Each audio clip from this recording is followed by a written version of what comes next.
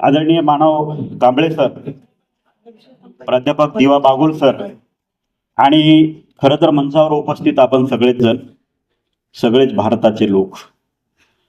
मित्रांनो, आपण आज हा आरक्षण उपवर्गीकरणाचा जो विषय आहे, हा आरक्षण उपवर्गीकरणापुरताच मर्यादित, कारण शेवटी आपण लाभ घेणारी लोक असल्यामुळे आरक्षणाचा लाभ कसा होईल आणि लाभ कसा होणार नाही यावरच चर्चा करतो.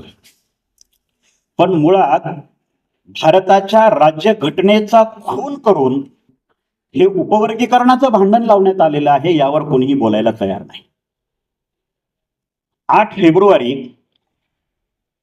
2000 मध्ये आंध्र प्रदेश सरकारने, त्या सरकारचे तत्कालीन मुख्यमंत्री चंद्रबाबू नायडू यांनी जे हक्क आणि अधिकार राज्य सरकारला आहेच नाही, त्या अधिकाराचा चंद्रबाबू नायडू यांनी वापर करून खरं तर तिथल्या मादिगा समाजाला आरक्षण उपवर्गीकरण करण्याचा ऑर्डिनन्स पास केला.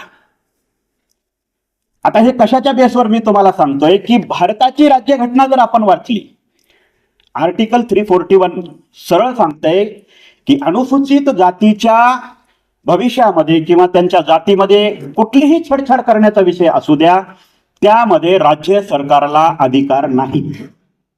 याचा बेस बाबासाहेब आंबेडकरांनी ज्यावेळेस संविधान बनवलं, संविधान सभेमध्ये प्रश्न क्रमांक म्हणजे त्याच्या ज्या सूचना आल्या होत्या 209, तुम्ही संविधान सभेचं भाषणेखंड, संविधान सभेचं जे कलेक्शन केलेलं आहे त्याच्यामध्ये भाषणेखंड 9 मध्ये जाऊन तुम्ही वाचू शकता, पेज नंबर 337 ते 339 वर.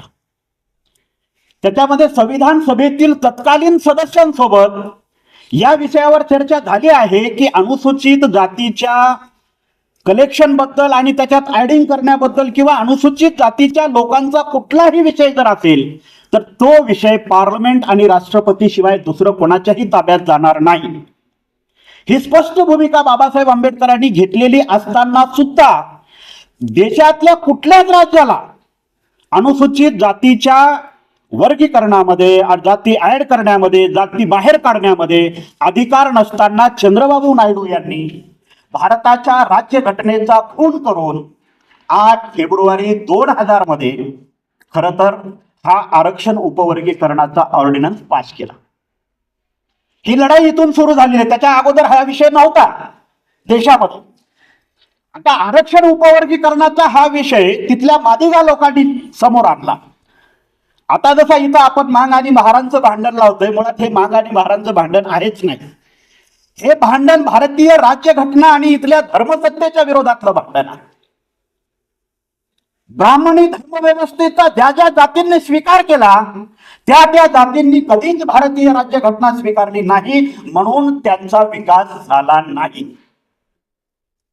आज महाराष्ट्रातील मातंग जातीची जी लोक मागणी करतायत की आम्हाला वर्गीकरण मिळालं पाहिजे, शाहू महाराजांचं उदाहरण नेहमीच सांगितलं जातं.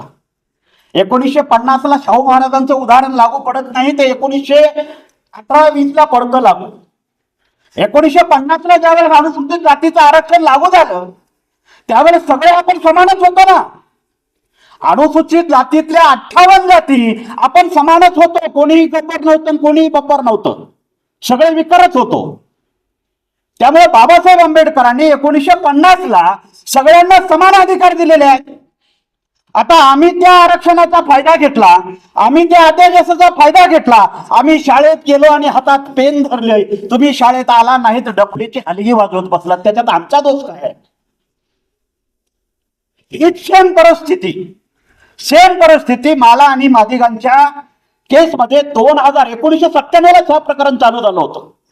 1997 ला तिथल्या मादिगा समाजाने अशी मागणी केली चंद्रबाबू नायडू यांच्याकडे, अर्थात त्या आंध्र प्रदेश सरकारकडे, की आमचं आरक्षण इथल्या माला लोकांनी खाल्लं. आता माला लोकांनी आरक्षण कसं काय खाल्लं?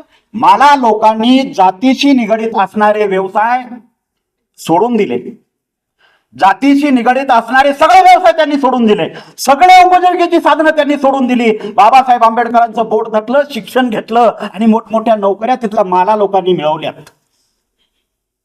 त्याचा डेटा काढून बघा तुम्ही. आणि मग संविधानामुळे ज्या लोकांची प्रगती झाली त्या लोकांना नावं बोटं ठेवून त्यांना बदनाम करण्यासाठी हे सगळं आरक्षण उपवर्गीकरणाचं षडयंत्र जे आहे हे सुरू झालं आंध्र प्रदेशमधल्या माला आणि मादिगा यांच्या संघर्षातून. ज्या ज्या जातींनी बाबासाहेब स्वीकारला, संविधान स्वीकारलं, त्या जातींची आतापर्यंत कधीच अधोगती झालेली नाहीये, ते पुढेच गेलेले आहेत. पण यांचीच कशी काय अधोगती झाली हा चिंतनाचा विषय आहे.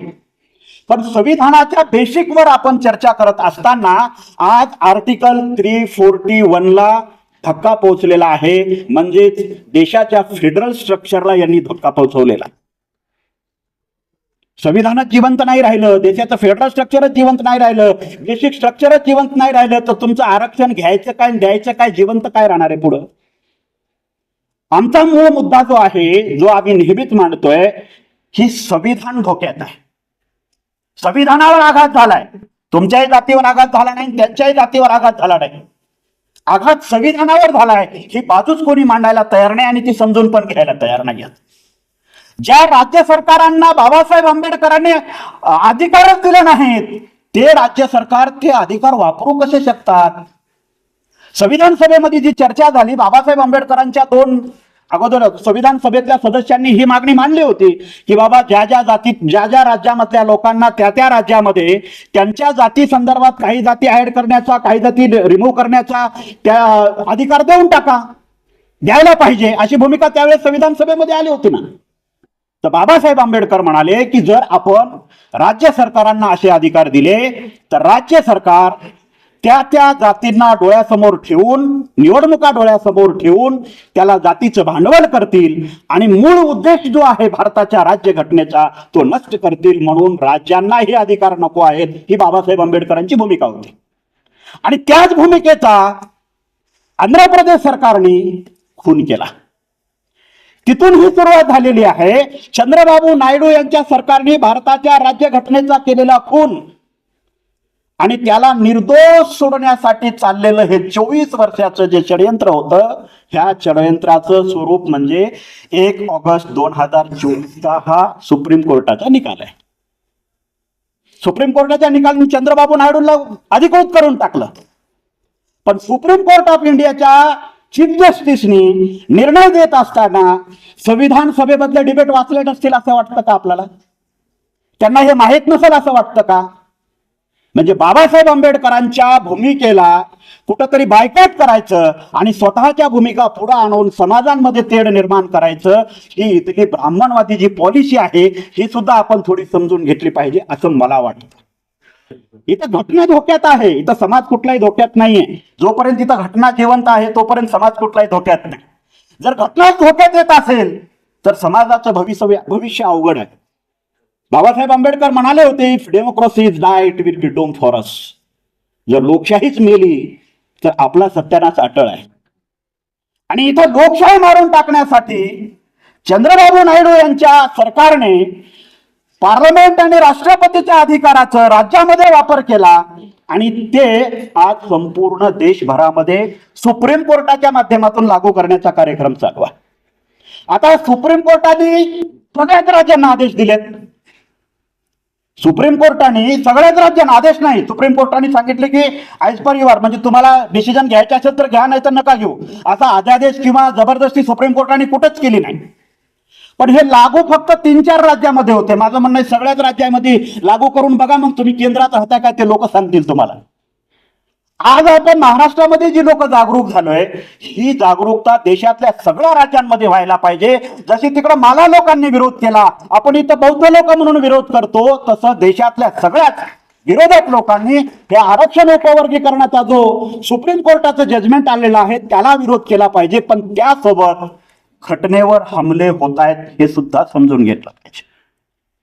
जे अधिकारच नाहीत त्या राज्यांना, ते राज्य जर अशा पद्धतीचं चुकीचं वर्तन करत असतील आणि सुप्रीम कोर्ट त्यांना भय देत असतील, त्यांच्या पाठीशी उभं राहत असतील, तर खरं तर हा भारताच्या राज्यघटनेवर झालेला हल्ला आहे आणि यासाठी आपण सर्वांनी अतिशय चिंतन करून, खरं तर हा विषय अतिशय चिंतनशील विषय आहे.